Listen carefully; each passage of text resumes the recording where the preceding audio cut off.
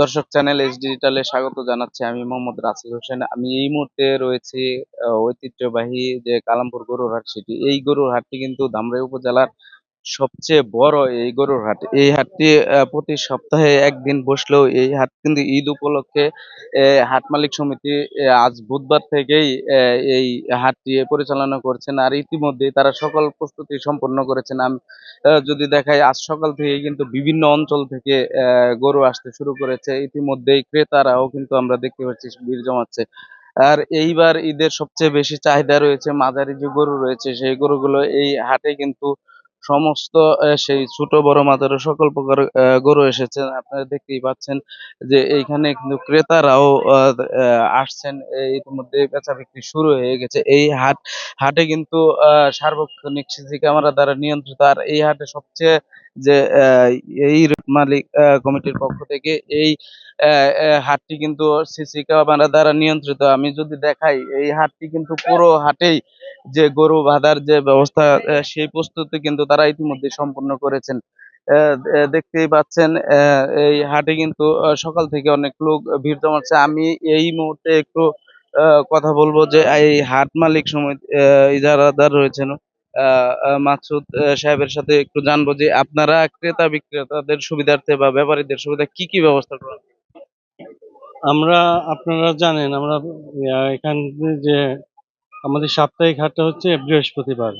তো আমরা প্রচারণা চালাচ্ছি। আমরা 2 দিন আগে থেকে এই হাটটা পরিচালনা করব এবং আমরা ব্যবস্থা রেখেছি। সেই হিসেবে আমাদের আমরা অলরেডি আজকে সকাল থেকে আমাদের বেচা বিক্রি এখানে শুরু হয়েছে এবং এখানে যে ব্যাপারীগুলো আছে আমাদের নিয়মিত, তাছাড়াও এবং বাইরে থেকে অনেক ক্রেতা বিক্রেতার সমাগম প্রচুর হচ্ছে। আমাদের এখানে সবার সুবিধার্থে আমাদের প্রশাসন অলরেডি একটা ক্যাম্প করে এখানে অবস্থান করছেন। থানা থেকে এসে ওনারা আছেন আমাদের সাথে। তারপরে হচ্ছে আমাদের এখানে ওই আর্মি টহলও আছে। ওনারা সকালে এসে ঘুরে গেছেন এবং ওনাদের ফোন নাম্বার দেওয়া আছে।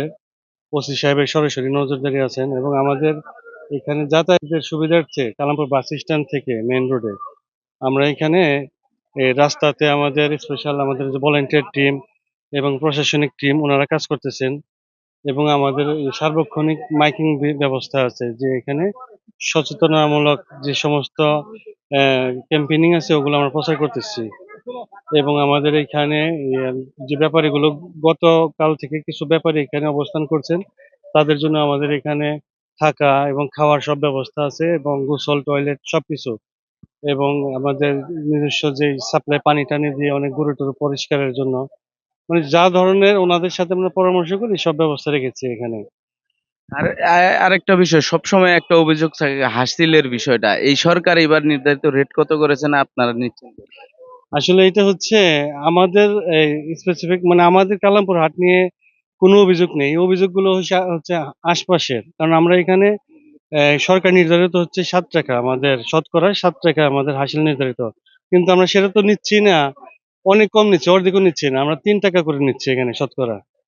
ঠিক আছে? কারণ আমাদের এখানে এই হাসিলের ব্যাপারে কোনো অভিযোগ এখন আপনি কার কাছে শুনছেন জানেন না, আমরা এখনো পাইনি। ধন্যবাদ। শুনছিলেন যে যে ইজারাদার তিনি কিন্তু বলছেন যে এই সরকার যে নির্ধারিত ৭% হাসিল নেওয়ার কথা বললেও তারা কিন্তু সেই টাকা কিন্তু অর্ধেকও নিচ্ছেন না, মাত্র ৳3 নিচ্ছেন। আর এই হাটটি কিন্তু চলবে ঈদের দিন সকাল পর্যন্ত। এই ছিল আমার কাছে ধামরাই উপজেলা কালামপুর গরুর হাট থেকে সর্বশেষ।